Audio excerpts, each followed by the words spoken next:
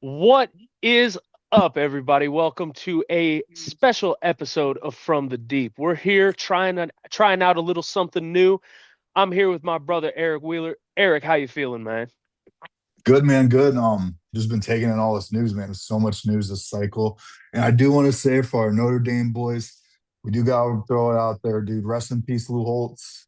I know the boys would be disappointed as if we didn't throw that out there, but rest in peace, Lou Holtz. You will be missed. But how you doing, TJ? I'm living the dream, man. RIP the Irish Catholic legend, man. 88. 88 was the year, man. But you're right about the news, dog.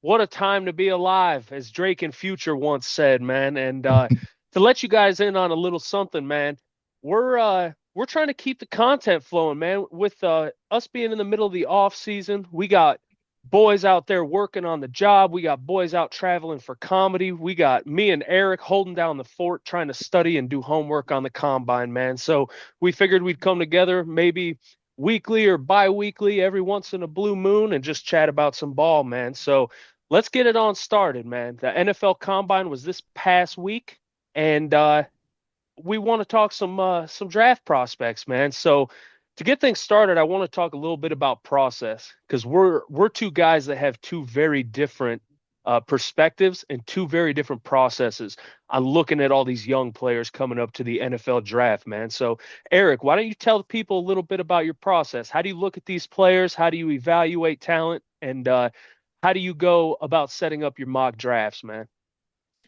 Yeah, so for me, man, I take in a ridiculous amount of information. Like I can just tell you that, like, I'm not saying as a compliment, I'm just saying like I'm constantly listening to new stuff, new people, and old people that I trust. And when we get deeper in this process and I start to get stronger takes on players, I will make sure I'm giving those podcasts and those guys I listen to very vividly. Like I'll make sure to give them shout outs because I'm not stealing anybody's credit, nothing like that. But I take it in and then I usually go pretty deep, like one through round two. That's when I'll do film on a lot of those guys, really, especially Browns focused film, like offensive linemen, receivers.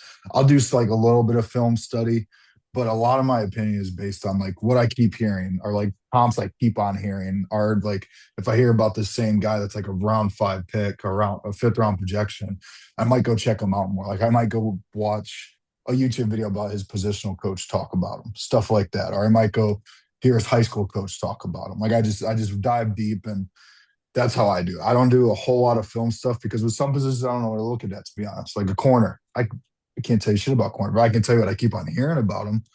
Or like and that kind of forms my opinion. So it's just a lot of I go back to a lot of guys I trust with this stuff. And like I said, I'll make references to those guys. And we're not here to steal takes. I'm not here to call myself an expert. I'm just obsessed with this shit. This is my favorite part of the year is when college meets NFL. Like those two worlds merge, I think that's why the draft's so beautiful. Free agency is fun. But obviously this time of the year, I'm so much more focused on the draft. But we'll touch on free agency too throughout this pod. Yeah. But what about your process, man? I know you're big on film, so I'm excited to hear your process and like how you go about breaking down. Maybe how you find guys that you like to break down would be interesting. But yeah, give us your process, TJ. Yeah, I love it, man. So actually, we start in a pretty similar way, and I want to say as well that I'm not an expert. I'm not some football savant. However, I don't have hobbies, man.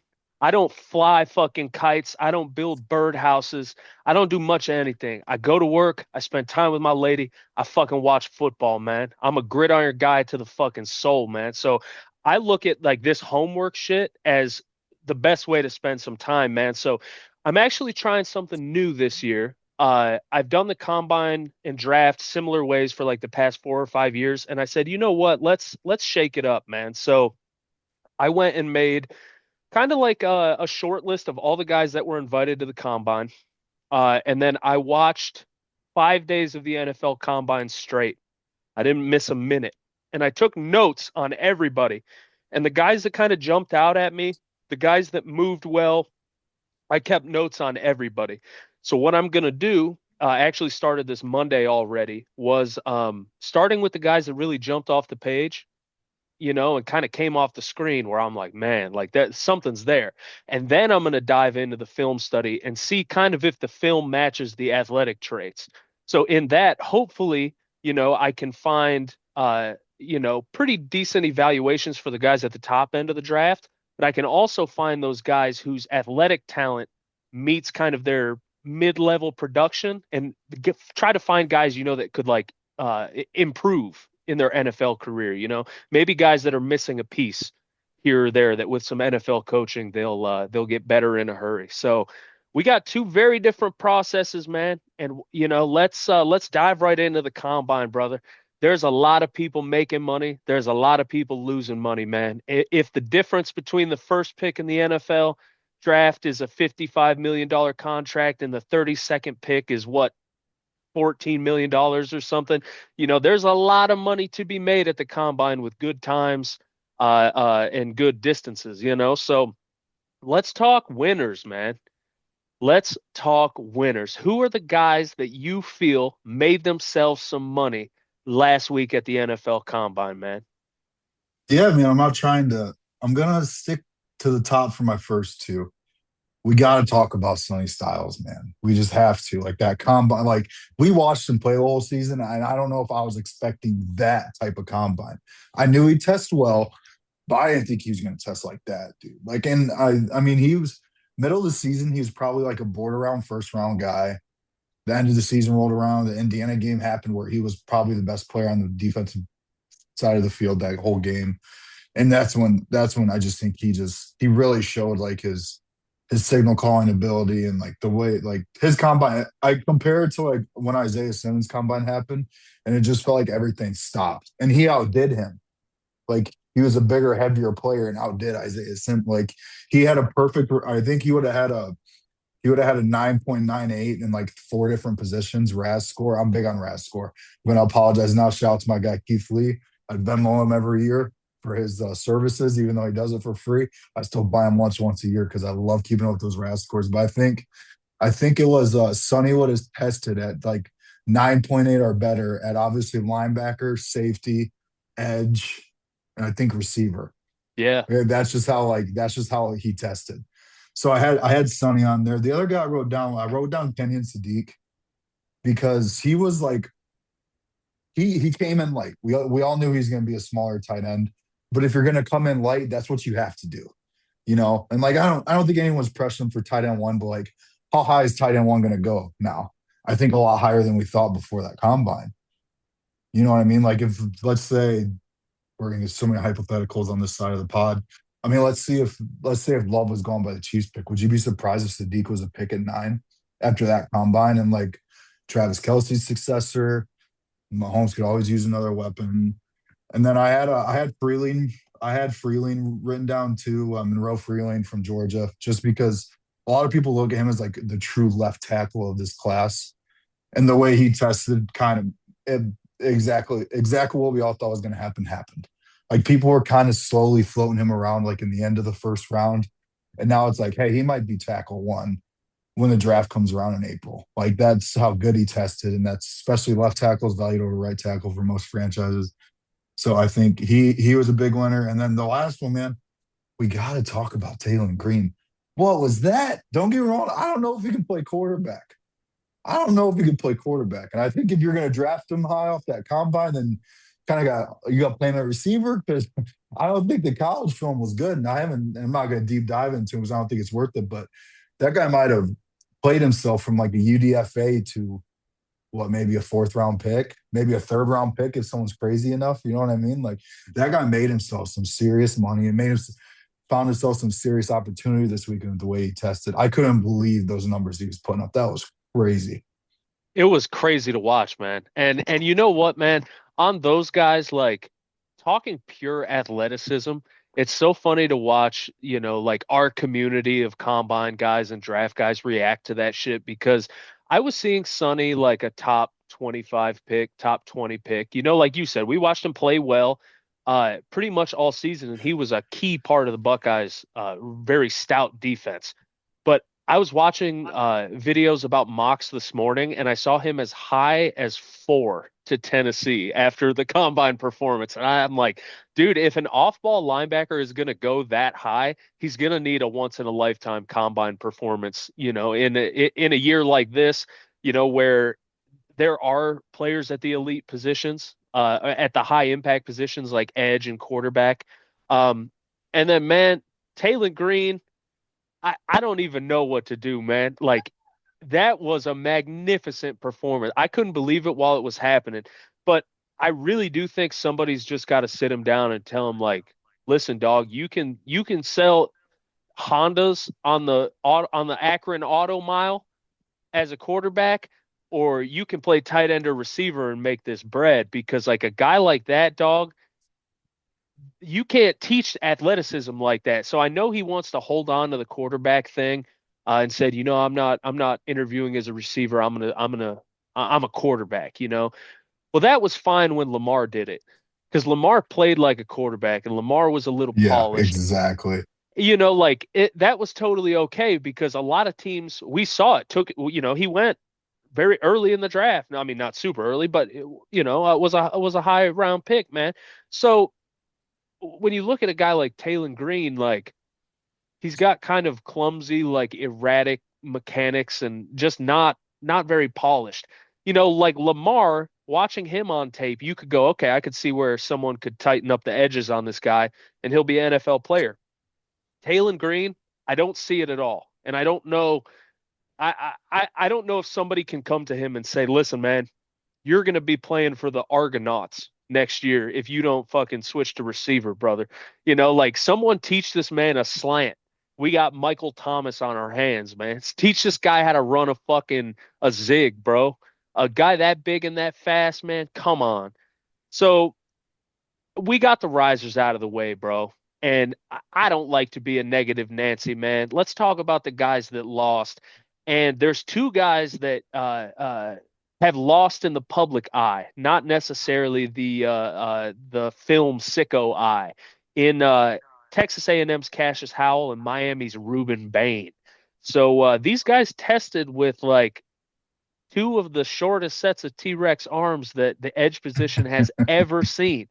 And I can't think of a time where the elite, arguably the best prospect at a position, tested so far out of their average, build or athletic prototype, the archetype.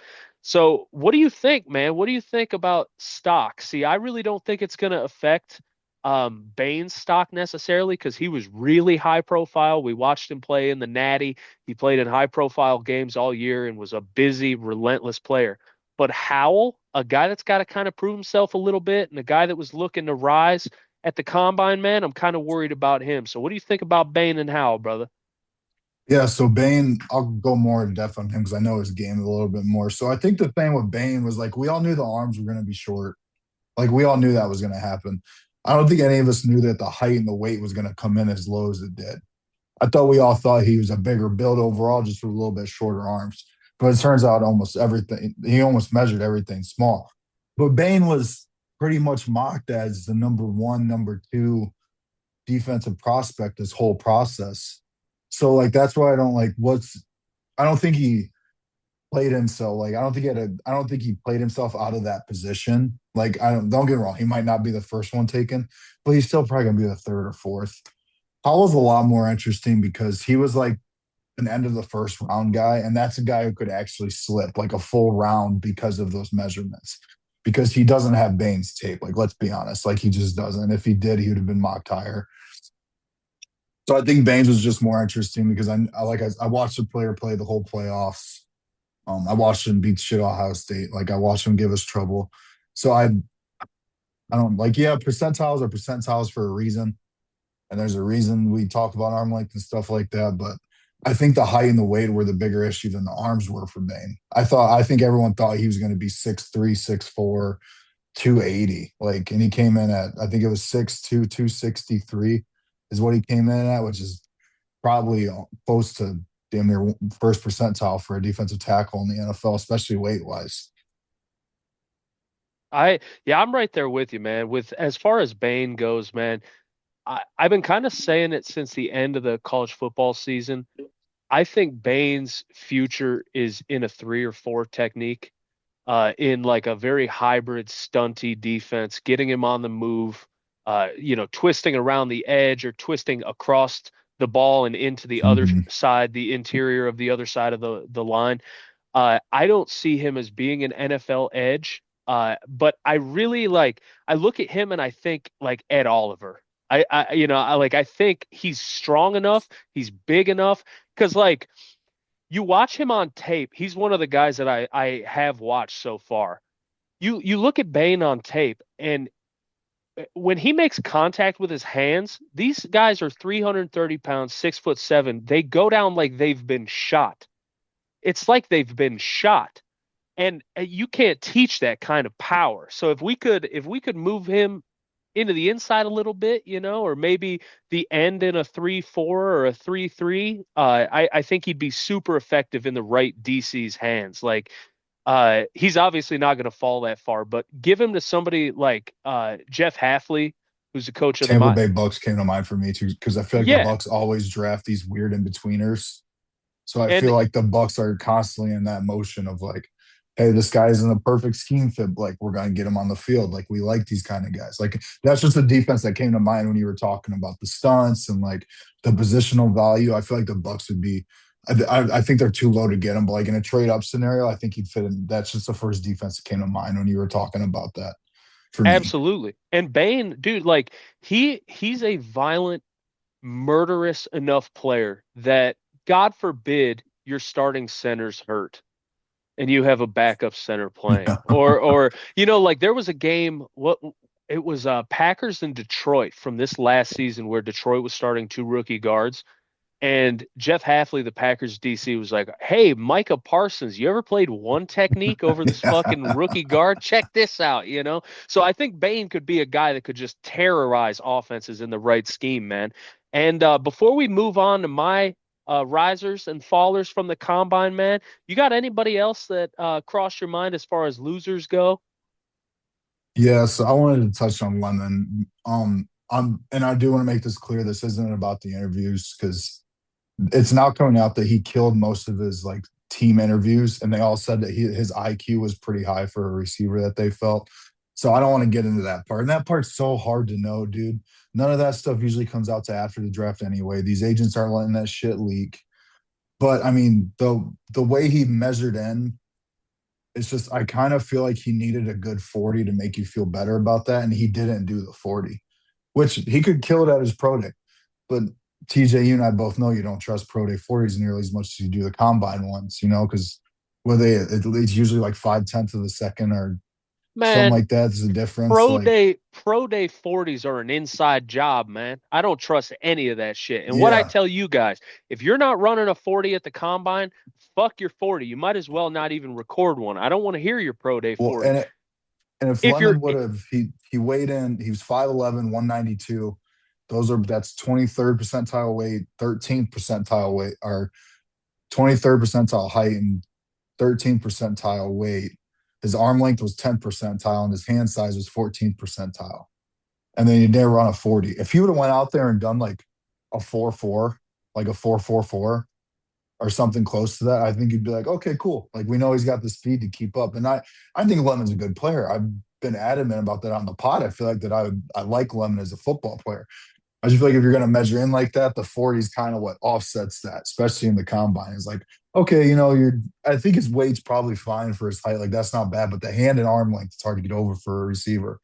And usually guys that have that are like, you're talking like Tyler Lockett and like Tyreek Hill is a big comparison. But we know what Tyreek Hill brought to the table, like well, as a look 40 at guy. like look at like real like slot guys. Like at the combine, we saw Zachariah Branch answer a lot of Mm-hmm. questions. He was very smooth. What he run a high 4.3, something like that, Yep. four three He eight or ran something. 4.35. 4.35, man. So he answered a lot of questions. But you look at Zachariah Branch and you go, okay, some NFL team is going to stick this guy in the slot, and he's either going to run off the safety or a deep crosser on play action, and we're going to get this guy open 40 yards down the field or 3 yards down the field, and see what he can do. And that, you saw that on his college tape with all the bubbles, and he had like a cursed route tree where Oh yeah, 50% I of his sent you a catches couple were weeks ago. bubbles. Yeah, Yeah. yeah, the Uh, screens. Yep. with Lemon, though, it's a bit of an odd fit because you see a guy like him who is in the bottom of all the metrics for size, hand size with no 40, but he made a lot of his money like in college running deep posts and goes A lot of and shit. contested catches. Yeah, Like he as made like a a lot of real contested catches. legit boundary receiver, man. So it's just an odd thing there. But even at the combine, like he moved very smooth in the field drills, like and it's a fucking crapshoot to do the field Yeah, drills and yeah. go, oh yeah, he's an NFL player. But he's one of those guys that if you squint and try to figure out if that's an NFL player or not, he looks like one Hmm. when he's running routes and tracking the ball, man. So yeah, Lemon's an interesting prospect, man. But let's get into my risers and fallers, young Eric Wheeler. Stay awake over there, pimping. We're doing the damn thing. Saddle up, boys. So for my risers and fallers, man, give me Dylan. What is it? Thieneman from Oregon, the Yeah, I safety, think you man. got that right. Yeah. He answered all the questions that needed to be answered, man. He's probably a top 15 pick, top 16 pick now, like maybe his ceiling in my head is like 18 to Minnesota, like around there. The kid came out, ran a 4.35 40 with his level of production. That was the gavel that he needed to drop to fucking solidify himself as the top safety prospect. Like that answered every question that needed answered, man. And then Jacob Rodriguez, Texas Tech linebacker, along the same lines, answered every question that needed answered, man. Highly productive college player. All he had to do was not run a 4.7 40, and you're gonna make yourself some fucking money, kid. He ran out 1.6 split with a 4.57 40, and he looked just buttery smooth in the field drills, man. Just elite lateral movement, for a guy his size. He's a bit thick, man. He's shaped like a bottle of Coors Banquet, man, with his fucking power mustache, man. And then I wanted to talk receiver as well. That I like this Cincinnati guy, this Jeff Caldwell, man. He's 6'5", 216. He ran a 4.31 40 with a 1.48 split. Incredible acceleration. He runs like a horse, man. And a lot of people have said that he's not very polished, which I haven't watched this film yet. I can't comment on how polished he is. But he did have some production, man. His real only season as like a premier X for Cincinnati was 1,100 yards and 9 touchdowns. So he's a guy that did compile some stats, and especially in a new kickoff format in the NFL where returns are more common. I could see Mhm. in a team like taking a shot on a Jeff Caldwell and going, hey, like just gets this guy in open space and let him run in a straight line, man. Because I don't know if anybody's catching him from behind, brother. But those are my risers. And I did want to throw in a wild card for you because I know it's going to piss you off, Eric. I know it's going to fucking piss you off. Everybody's talking Drew Aller, baby. Drew Aller's back in the fucking conversation, man. I was on Instagram for an hour this morning looking at draft shit. I saw 3 or 4 guys that I respect, and I'm not going to name drop them here. I'm not going to name drop them here. We're the little fish in the big pond, man. I'm not going to name drop them. 3 or 4 guys were like, dude, this fucking Drew Aller was lacing the ball across the field, man. And let me tell you, bro, I knew it was going to happen. I knew it was going to happen. I was just about to say, I feel like we all did, dude. That's why it's not even surprising to say, oh, was he quarterback three? It's like, oh, okay, quarterback three. Like, Come quarterback three on. might be Yeah. a third round pick in this draft, man. Well, yeah, and let's be real, bro. Drew Aller, that he has all of the physical talents you need to be a successful quarterback. He has all the talents physically of like a Josh Allen. He just instead of using them to play quarterback, he uses them to instill chaos and fear Hmm. among his teammates. Like he just uses it to throw the fucking wrench into the mix, like God love Drew Aller, bro. Oh my goodness. As soon as I saw that, I thought of you. I said, Eric's gonna fucking love it when I bring up Drew Aller We knew it was tonight, gonna buddy. happen, man. We knew it was gonna happen with his, I because you just looked at him in Penn State like, God, he's a big fucking guy, and he'd run. He'd be like, okay, he can run a little bit, but what was the? We knew every time we played that. What did we play him 3 times? Yeah, The Buckeyes played, or maybe just twice because he was hurt this last year. yeah, Maybe just twice. twice. But we played them twice, and the game plan was the same both times. Make him throw the fucking ball, and you win the game. That was a game plan on defense. Absolutely. And there is no position worse for an NFL quarterback, a potential NFL quarterback, than to have his kind of receipts on film. Where you're like, listen, it's fucking crunch time. They're playing UCLA with the game on the line, and he scums the ball down the field and throws a fucking pick, you know? So yeah, man, I had to throw in Drew Aller for you because the draft community's talking about it, buddy. And as far as fallers go, bro, I only got one and it pissed me off because it's one of the things I hate about the combine. Washington receiver Denzel Boston did not run a 40. I want to know who advised him otherwise. You know, a big body guy like that, what, 6'4", 215, pretty productive in college. For him to come out in this receiver class and not run a 40, I'm good on Denzel Boston. He's on the shelf now. Because look, if he comes out and he runs Carnell Tate's time, if Denzel Boston runs a 4.54 40, that's totally fine. Where that goes, okay, that solidifies him as, end of first round, early second round guy. Where I could see a team like the Bills, who might need a big body receiver, go, okay, that's serviceable. But you left too many questions.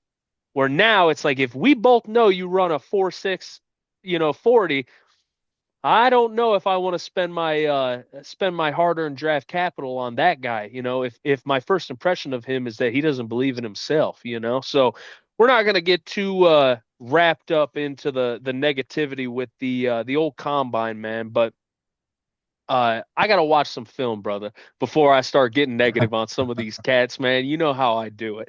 So let's talk, bro. There's some stories coming out of the combine that are less athletic performance related and more little toxic, rumors and shit spreading around. So one of the ones is Caleb Downs, man, and you were the one that dropped the news on me about Caleb. Why don't you go ahead and tell the people kind of what we got going on with Caleb Downs and kind of set the table for that? Yeah, so when he was doing his measurements, apparently they found I think the bigger deal here is the partially torn meniscus. That's what they found in Downs, which honestly, Downs is going to be drafted so high too. I don't know if that held him back from testing. I don't think he would have tested anyway. It's just kind of the way the combine's going now. That Downs knows he's probably a top five pick with a top eight pick as his floor. So I feel like he wouldn't have tested no matter what, even if he wasn't hurt. But it was that degenerative ACL is what came out, and that's a lot of people are throwing around the what was that, the Cardinals, Will Johnson, the Michigan corner last year, who kind of fell from a first round pick to a second round pick because he was thought to have that same kind of like injury or outlook. But I mean, then you look at Will Johnson this year; he's almost all pro as a rookie. So, and then it's kind of coming out slowly now. They're like, hey, like we need to pump the brakes on this. And I'm not a doctor, bro. I just see something like that and immediately goes, oh shit, okay. Like that's why I thought the torn meniscus was a bigger deal because it's like, hey, does he need surgery on this? Like, because then that's when you're talking draft stock. It's like, hey, does our guy we're going to spend a fourth round pick on, especially a safety, our fourth overall pick on as a safety, that dude needs to play now and be in all the camps and stuff. So I thought the torn meniscus was a bigger deal than the degenerative ACL, just because the more I read into it, the more it's like, hey, this is a pretty common like diagnosis for a lot of football players, especially guys that have been playing for that long. I mean, the guy played 2 years at Ohio State and a year at Bama, for God's sake. He's been playing high level football. His body probably didn't come out perfect, even though he's a Well, spry young and guy. on that note too, like this just so happened to be the most out of the box NFL ready player in the draft in Caleb Downs. If it was like an unknown prospect, or a guy that there was real questions about his on the field abilities, then I could see like, okay, he might fall, like that could really impact a guy's draft stock. But Caleb Downs probably starts on half the teams in the NFL as a rookie. That's just how it is. He sees the field for half of the NFL this season, So I I wouldn't get too wrapped up in it, and I'll keep an eye on how it plays out, man, with Downs going forward and see if that situation evolves any. But I wanted to add, bro, as far as combine stories go, we touched on Makai Lemon. Did you see his podium and Yeah, dude. his What controversial, was that? bro? I throw him in the Jalen Ramsey pile of dominant, zesty players. I've been less scared for my booty in the shower in the county jail, bro. This man was looking upon the reporters with a hunger in his eyes that can only be satiated with X-rated material, bro. Like I don't fucking whatever he's got going on, man. Keep that shit the fuck away from me, man. I'll take Concepcion. You know, keep Makai Lemon away from me, bro. What the fuck, dude? You got what? It's like going in for a job interview and like introducing yourself like, "What's up, bro?" and throwing a dap and then spitting on the ground. Like, sorry, I had Yeah, to yeah, fucking hawk that before we get started. It's like, yeah. dude, you have one chance to set the table for yourself and I show wouldn't want to off. try to lock him up, bro. After he looks at you like that across the line, bro, you staying away. That's how he gets Nah, open. bro. I tell you what, I'm backpedaling. I'm keeping my ass away from him, bro. He gonna run right by me because I ain't turning around for nothing, bro. On me, man. But Yeah. I love it, bro. I love talking combine and all the wild shit. And this happens every year, bro. The Mhm. weird stories, you find the characters, the Jennings Dunkers and the Mackay Lemons, just the off the wall cats, man. But let's move into our second topic, man. Let's move into the NFL offseason a little bit. Let's dip our toes in the NFL pool, man.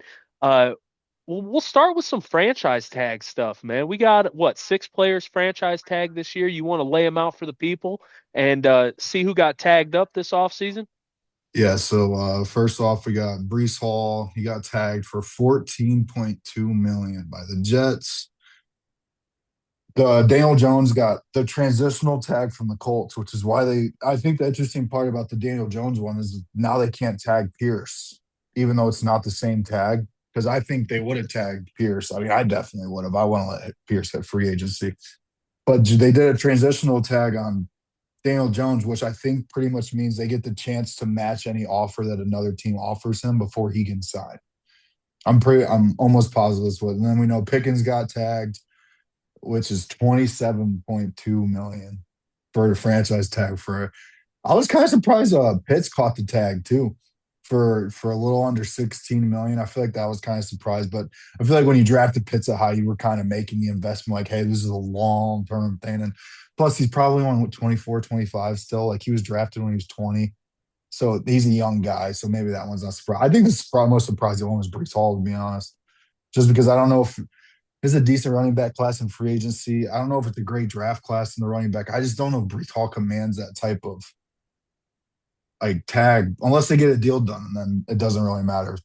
Everything changes after a deal. And then the big guys to not get tagged were Trey Hendrickson, obviously out of Cincy, and then Kenneth Walker also didn't get a tag. Super Bowl MVP in free agency, man. That'd be a Yeah. fun storyline to watch. I think it's really interesting, man, as far as the franchise tag stuff goes, because like you can tell me if I'm wrong or tell me if I'm right, but I read that the assumption is that George Pickens is not going to be in the building under the franchise tag in Dallas at all. They said he's either signing an extension or he's not playing. Like he's not showing up without an extension. So it puts the Cowboys in a bit of a weird spot. He's kind of an unpredictable character. So old Jerry out down in Dallas is going to have his hands full with George, man. And then with a guy like Trey Hendrickson, man, I guess like I understand obviously he's a good player, but for him not to work out something with the Bengals and for that to turn so personal, like he really bet on himself, like a 32-year-old edge coming Mhm. off of a public temper tantrum who missed what 8 games last year. Well, don't forget Cincinnati also turned down a first round pick last year when people were trying Yeah, to trade for him. So it's not just a one sided thing. Like Cincy probably could have bagged a late first or at least a second and some change for him, to have a bad year as a team, him not performing as well as he did the year before, and no contract solution still. So I was kind of surprised that they're letting him walk just because I feel like if you were going to not make that investment, you would have been smart enough to do it the year earlier and maxed out his value after he just led the league in sacks for a season. You know what I mean? Because now he's hitting open market. The Bengals are going to get outbid him in a heartbeat. Like we all know the Bengals are cheap around here. We know that. So I'm really I'm surprised they didn't tag him again and that he just brought he'd bring his expectations down for a contract. 1 year older, not a good of a year. production wise, but maybe I'm excited to see that D line without him. I'll tell you that because, ooh, Yeah, it puts that D them in a line's gonna really lie. rough Yeah, spot, man, because they've had some serious misses, like with last season with Shamar Stewart and that whole thing, and his what he held out, right, due to some insurance yeah. And thing. then Yeah, he wasn't insured even during looking at camp their or first something. round pick like 2 years ago, that Clemson dude that hasn't done Yeah, jack shit in the league. I forget his name. It's escaping me right now. But there was some talk of there was talk about him getting cut last year. And I remember that I think it was a troll account, but he's been so bad in the Bengals, it was almost believable that they cut their first round pick from 2 years ago. yeah, Like and Miles Murphy, I think that's his name, right? Wasn't he the Clemson edge? yeah, I Miles think so, Murphy. something like Yeah, that. that's Yeah. what okay, that's who I was thinking of. And it's funny. Everybody is starting the campaign with free Brees. Like someone free Brees. Get Yeah. Brees out of New York, man. Free Joe Burrow, man. Get Joe out of there, man. The Cincinnati owners got him eating off lunch trays and drinking out of Dixie cups, man. Someone get this guy to a better team, man, in a better situation. But like we kind of touched on it with the franchise tag stuff. Like, why don't you go and tell the people when free agency is popping up, man? When are we going to start seeing players sign actually instead of these speculative kind of handshake agreements we're seeing in the news today? Yeah, and I think that's the thing with tags because I'm pretty sure that I'm almost positive the reason players hate tags so much is because it's not guaranteed money. So, like, say Pitts plays the year on the tag and gets hurt week 4, he's out for the season. He's not getting the same salary anymore.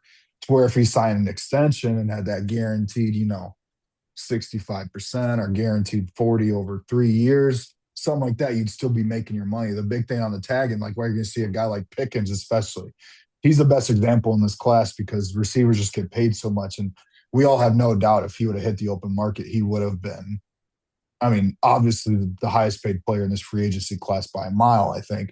With his age and receivers so needed, now there have been a lot of good teams and bad teams going after him. So the his is a big one because like that's 30 million for one season to almost pay him next year. But you don't tag him if you're not going to figure out the contract. But the Cowboys, man, and while we're on the Cowboys, it's a little bit separate. But did you see they're like the third favorite team to land Max Crosby? If those motherfuckers, this team is so ass backwards, bro. Let's say you traded Micah. What'd you get? 2 firsts for Micah last year, right? Yeah. Let's say they traded Micah. They traded for Pickens, but now you're going to turn around and trade for Crosby. I love Crosby. I don't think he's as good as Michael Parsons. And Parsons a little bit younger. Like, I don't know. He's already in your fucking, you already had him in your house. You already had him in your house. All you do is pay him. So, but now you're thinking about trading for Crosby, who's a couple years older, still a stud, still a stud. And you're going to extend one of the most questionable characters in all of football, who just balled, by the way, who just balled. Like he did just ball. And maybe that's why he's hasn't had any issues, is because he finally got the ball enough that he was just like, oh, cool, I'm happy. I'm happy. But the Cowboys, man, they're so much fun to watch. It's an ass backwards team.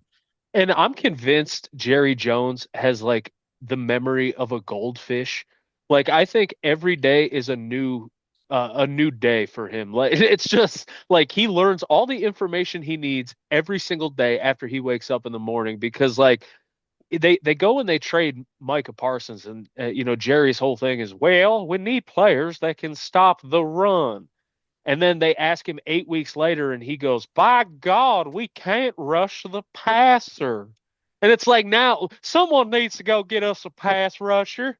And it's like, Jerry, wait a second. You just had arguably, the second best pass rusher in the NFL, and you let him fucking Yeah, walk. It's like, exactly. I'm like, Jerry, did you forget?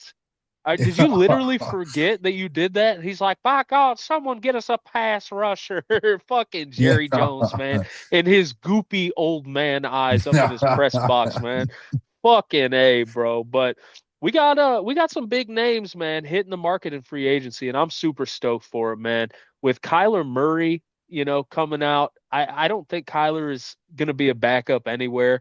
I think a team is gonna really take a shot on him, and I don't even know who necessarily. I've seen people say Minnesota as a JJ McCarthy like Yeah, but insurance. thing. aren't we kind of tired of playing this game with like we did it for 2 years with Aaron Rodgers. Like, hey, Aaron Rodgers wants to go to Minnesota. Hey, I got breaking fucking news for you. People look at Minnesota the way they do San Francisco. Every guy wants to go play quarterback for that coach in that system, dude.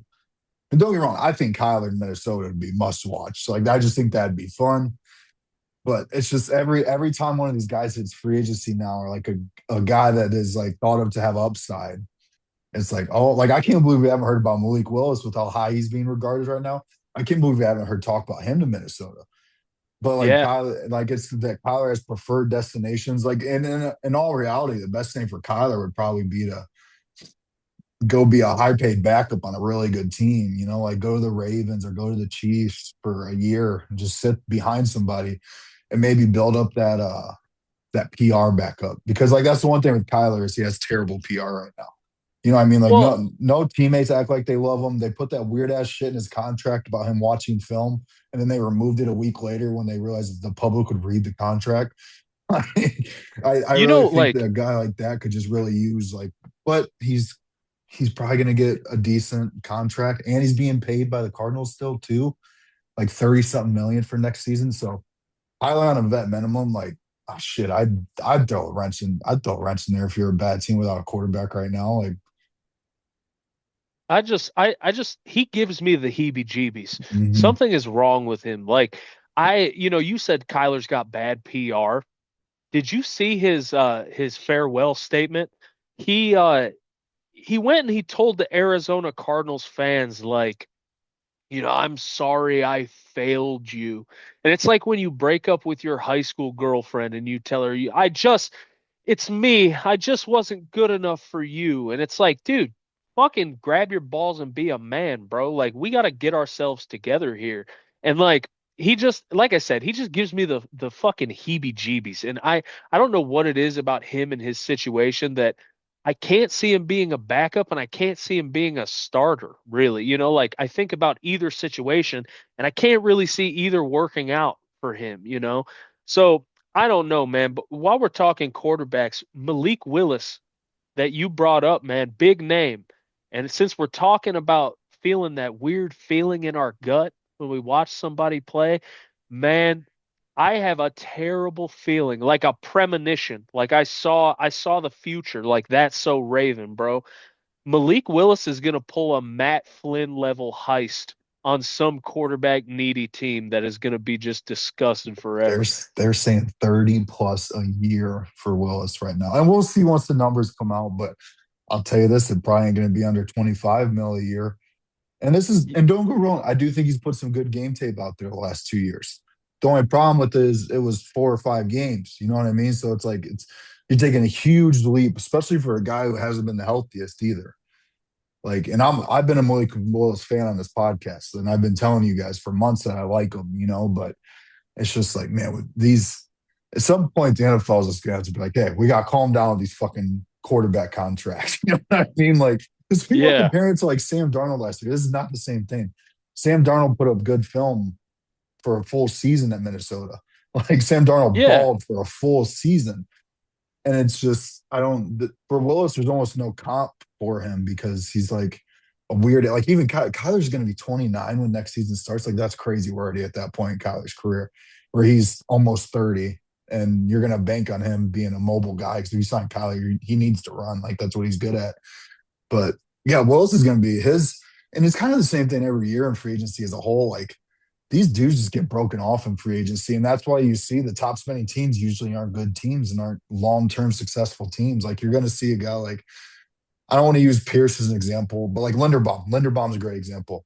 Do you want to guess the worst ranked center in pass pro last season, where he was ranked at on the list? uh, 25th. 32nd. And I know Ah, that's dependent shit. on guard play. I know that's dependent on guard play. And I know the Ravens didn't have a good offensive line last year necessarily. But you're telling me that the 32nd ranked center in pass pro is going to get a record breaking center contract next week. You know what I mean? It's just like what's but that's how free agency goes, man. Like that's why these guys are so excited to hit the open market because you just get these paydays. Like Rasheed Walker, the Packers left tackle, another great example. That guy's as middle of the pack as middle of the pack comes. He's probably going to leave next week being a top 10 paid offensive lineman, especially a left tackle in particular. You know what I mean? Like, and that's just how free agency goes. You know, you got to Well, hope your team's spending, but you got to hope your team's not spending on the wrong age or like the wrong, the wrong position. Like the Linderbaum thing. Like, centers are important, absolutely. But man, you're telling me you're going to give that guy the highest paid center in the NFL money when you could probably draft a dude in the second round that can start for you for 4 years and maybe get a second contract out of him for a little bit cheaper. Not like, I don't know. Like Linderbaum's like Linderbaum and Walker are my two examples this year of guys that are just going to be paid so fucking much money by one team that's desperate for the help in that position that we're all going to be like, oh, dude, I don't know if he's worth that. You know, yeah. like, and Well, that's that. Go ahead. you brought up the pass protection metric. Like, if that wasn't at least a little valuable, it wouldn't be a tracked metric. You know what I'm Yeah, saying? Like, yeah, exactly. if that had literally no weight at all, they wouldn't keep track of it. Like it's got to mean something. Like, so when you look at a guy like Linderbaum, like you said, Tyler Linderbaum probably feels right now before free agency opens like the prettiest girl at the bar at 4 o'clock in the morning. Like everybody's going to be fighting over him. And because these NFL owners, when free agency opens, they're like a cokehead playing cards, man. Just hit me, hit me, hit me, hit me, hit me. And they can't, it's almost like they can't Well, stop themselves. Like they're addicted to it. Like they have to spend their and money how like does it it's a go fetish for every them. time, TJ? How does it go? The top players sign, and then we have about 3 days where barely anyone signs because everyone goes after the big fish in the pond, of course. And it's not a big pond; it's a small pond with a couple big fish. Yeah. And then after those guys get paid, now you're like, oh shit, okay, now we got to move down to our fifth ranked tackle in the free agency. But shit, we could trade for a guy too. And Well, that's and when it they do. starts to slow down. You know what I mean? That's when like the process always cracks me up because we're gonna see between Walker, Linderbaum, Hendrickson, by the time 4 o'clock hits next Monday and it opens, those guys are gonna be two of those guys will probably be signed by 4:10, 4:15 because their agents know where their agents know the deals are gonna get like already, like legal tampering, all that bullshit. But then it's just gonna be the second round of guys that aren't as much money that are doing like and then we'll have the vet minimum guys that probably won't sign till after the draft. And it's such a long process. And And right now we're only big game hunting. Right now we're only big game hunting. Nobody wants to talk about fucking I'm trying to like Connor McGovern. Like no one wants to talk about him right now, dude. No, hell nobody yeah. wants to talk about Romeo Dobbs right now. You know what I Well, mean? it's so funny because like that's I said the owners are like cokeheads playing cards, man. It's funny because they do what everybody does after a bender. It's like they sleep for 27 hours straight and then wake up and try to put it back together. And then you start seeing the guys like McGovern get signed 3 or 4 days later. So before we get out of here, man, before we wrap up, bro, you got any closing thoughts? Because I have a hammer to drop on you. Let me ask you what you thought of the Browns trade for Titus Howard, because I'll say I'm pretty happy with it. I'm pretty happy with the contract. I'm happy with the extension. That's clearly why you got him for a fifth round pick. He's good in pass pro, very much middle of the pack and run defense, which is fine. And the thing that I like about him too is it doesn't bully you into a corner. Like I think we're drafting a left tackle. I think that's our first pick, either at six or even a trade back scenario. I think that's going to be their first pick unless they pay out the ass for one of these guys. But you kind of extended Howard already. So the thing I like about him though is like, say you do end up signing a tackle and drafting another tackle.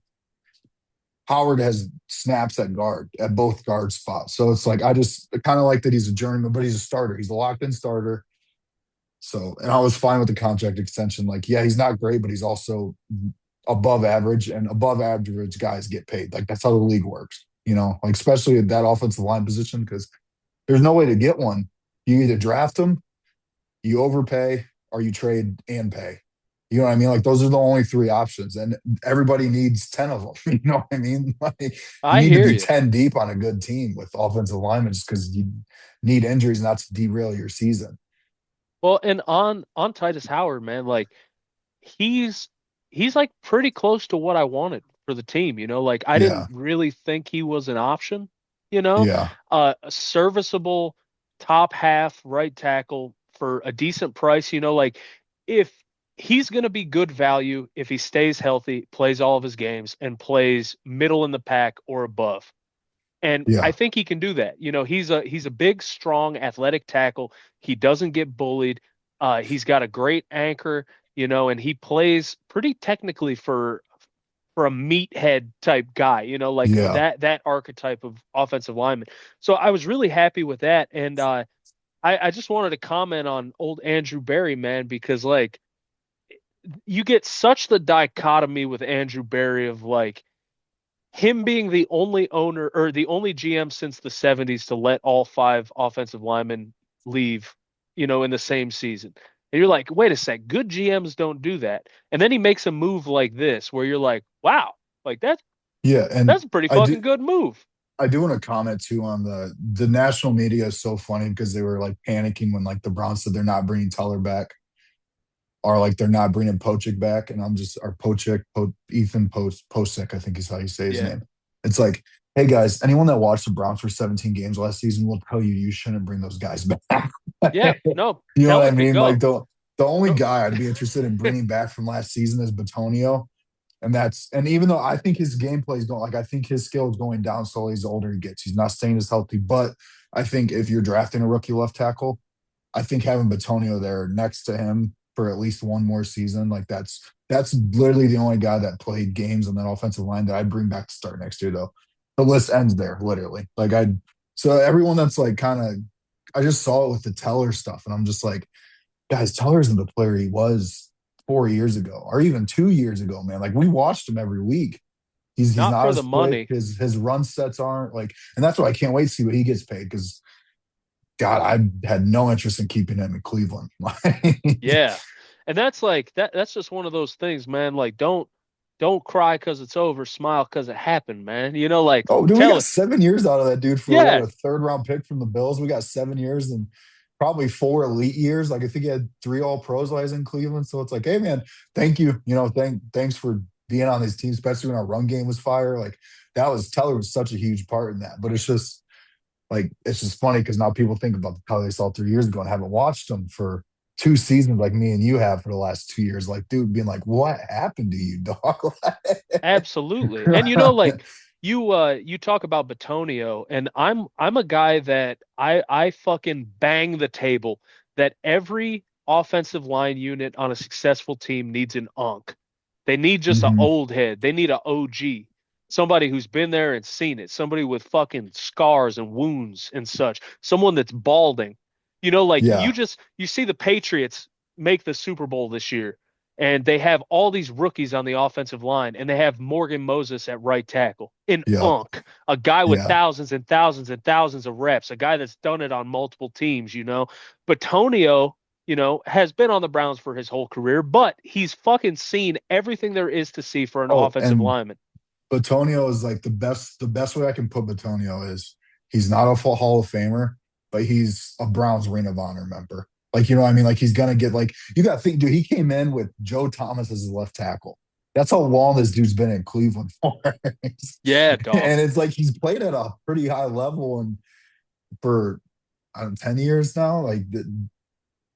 So guys like that, like you don't want to see him like when they do retire, like he's just the one I look at my eyes where he's like, hey, dude, if you want to come back, please. Because if I'm starting at the left tackle rookie, like I kind of want you to be the unk for him. Stand next to him, be like, hey, bro, no, no, no, do this. Don't do that. Do this. Like, hey, no, this Absolutely. this this helped me. Like, this was my off season. This is what I did to stay at a high level for all these years. You know what I mean? Like, that's the unspeakable shit. You know what I mean? Like, that's the shit you want around, and that's where I have with the Browns right now is that they do replace all these guys, and Howard could be an unk, but it's not bad to just keep two of them there, especially because I think we might be starting at least two, if not three rookies on the offensive line next season. I agree. I agree, man. And I can't wait to see how it plays out, brother. But before we get out of here, bro, I've been waiting this entire podcast to drop this hammer on you, my friend. And I just want to shout out because they're not with us on our little rapid fire podcast. The king of bad news himself, Sir Michael Clark. Do you ever look at the moon when it's full in the night sky and think maybe somewhere Sir Michael Clark is looking at it too. Because I got some bad news for you, Eric Wheeler. Cleveland Edge Miles Garrett ticketed for 94 in a 70, his ninth traffic ticket during his time in Cleveland. While we were on the pod, the news dropped that he got his ninth speeding ticket in You know what? Cleveland. I don't care. Me neither, dog. Fucking hey, steal the car for all I give a shit. Yeah. If you're gonna drive that fast, steal that motherfucker.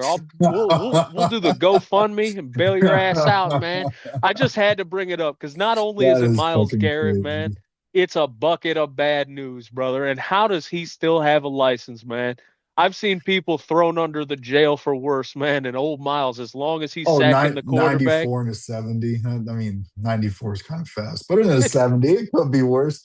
You know? Shit, you drive the kind of cars he drives, man. You touch that pedal, you're doing three digits. So I don't Hey, blame the bro, guy, I man. live in Columbus. 90 ain't that crazy on 270, bro. I'm gonna be honest with you. Fucking A, man. Hey, the 270 is like the Hunger Games, dog.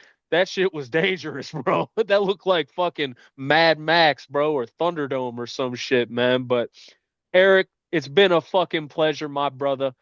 We will be back, people. We're gonna run through little short format episodes here and there. And what you got for me, Eric? You got one last thing, brother? I want to hear either your favorite draft that the favorite player right now. I'm gonna do this with you each week. Your favorite player right now the Browns could draft, or give me your favorite free agent they could sign. Like a guy that you Oh, just be elated over the top at right now. ooh.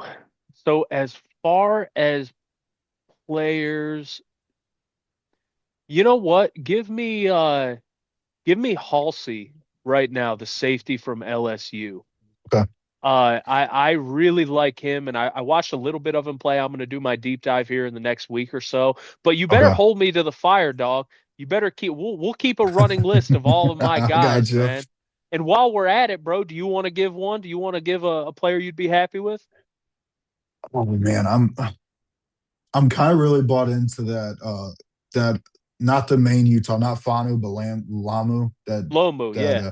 Utah guy at center or guard. If you could get him with the Jags pick, I'd be pretty ecstatic about that right now. Free agency wise, I just hope they spend on a receiver. Of course, I hope it's Pierce. I don't think that's going to happen. I think it's going to be too much money. But like a guy like Dubs, I'd be pretty excited just to raise the floor of that room. You know what I mean? Like just build some depth in there now, or like even a tight end, Isaiah Likely. I think is a super fun one to watch. Even though him and Fanman kind of play similar, I you could draft a blocking tight end and Likely the 12 personnel with Likely and Fanman, especially Monken who has some, and I think Likely's still 25. That'd be a sign that got me like, oh shit, yeah, dude, the 12 personnel is coming back. I'd be really, really pumped up about those two names for now. Hell yeah, hell yeah. So we got Halsey from LSU, the safety on Team Tej and on Team Wheeler. Who you got, Eric? Spit it again for the people, man. Who's Oh, Team Wheeler? I think his name's Caleb Lamu, Caleb The Lamu, Utah man. kid. So But we'll keep the yep. running list and see how these cats work out, man. But you know what they say, man. These ain't no surface level takes, brother, because we come from the deep.